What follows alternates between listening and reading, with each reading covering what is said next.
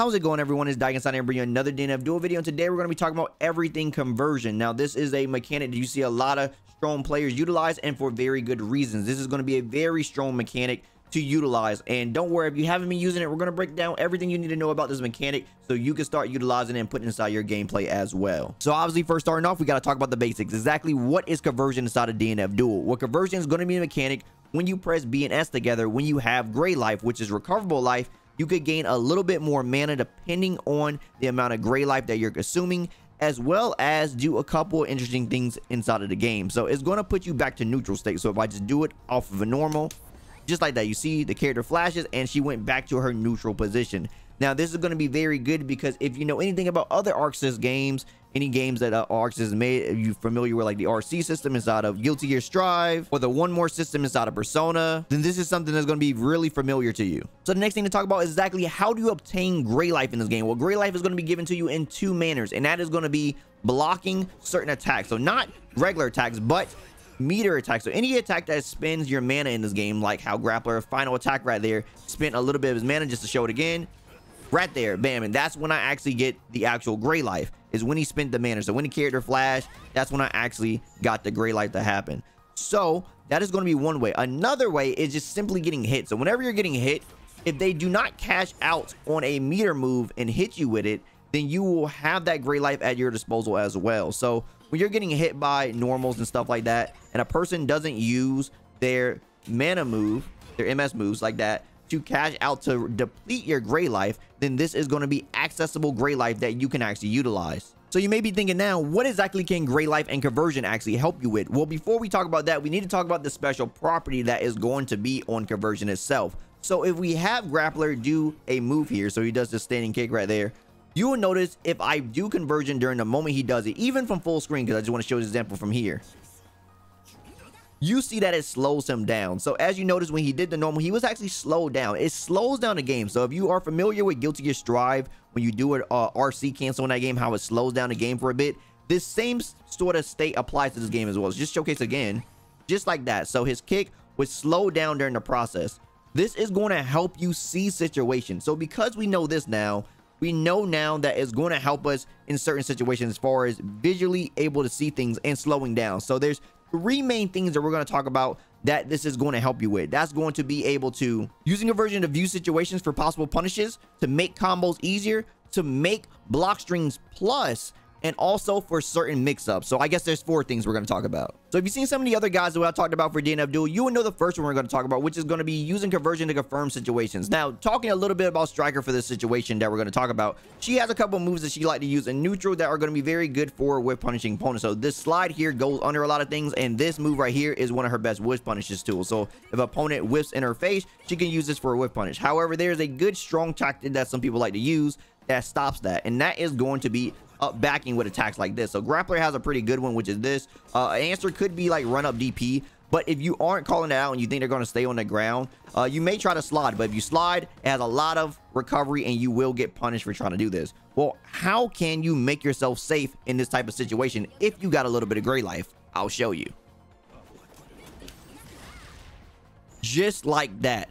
So if you don't know what happened, just to showcase it again, what basically happened is I whiffed this attack, but I went into conversion automatically. So this does a couple of things. If they were on the ground, I can make this a plus situation because you can convert off of this as well, use conversion. And because they're still in block stun, but you're converting back into the neutral state, you can get plus frames off that without having to like do a true block string or do a regular block string that you'll normally have to do. You can just sort of reset your pressure because you're back to neutral off of that. So I can do that. If they got hit, I can confirm it as well. And I'm covering also the air. So just doing this is something that's going to be very good. And this is not just a striker thing. This is something that a lot of characters can utilize. So just to showcase it one more time.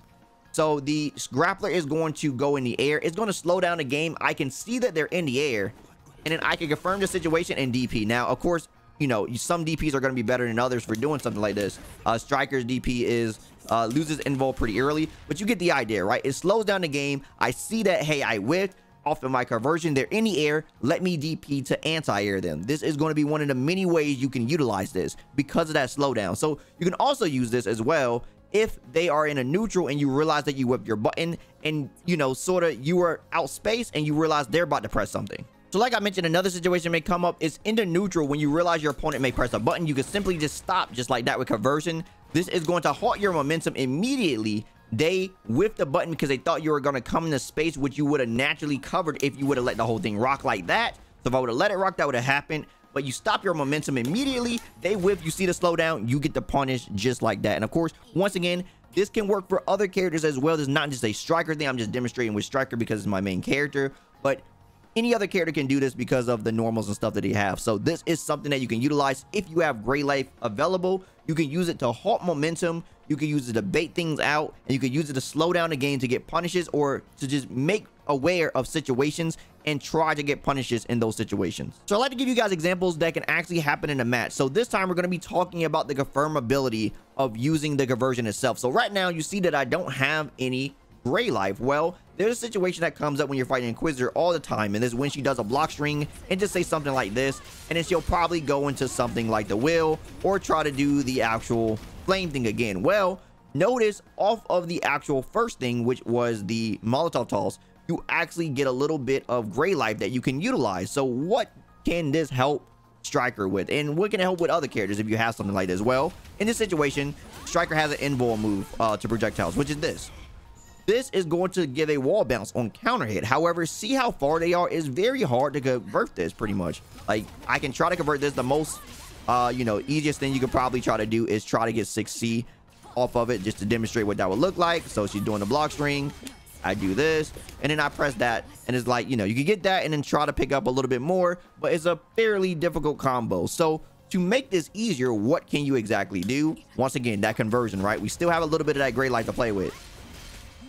Bam, convert, and now I can run up for a full conversion. So you see it slow down the game, and because of that, I'm able to run full screen and actually pick it up off this situation with the Gray Life. So this is another good way to utilize it when you realize that a person put you in a situation where they gave you a bit of Gray Life to work with. The next thing you can consider is utilizing like that. So at this point, you may be thinking, all right, that's cool, Daikin, but I don't have a projectile invul move, so what can I do? So I want to show another situation that could come up with using the blocking thing that we were talking about. So using block conversion to actually create plus frames. So you may not get a punish, but you can start your offense this way. Now, if you know anything about Launcher, she has this 4C, which is going to be a slot. Now, this thing is highly punishable on block like this.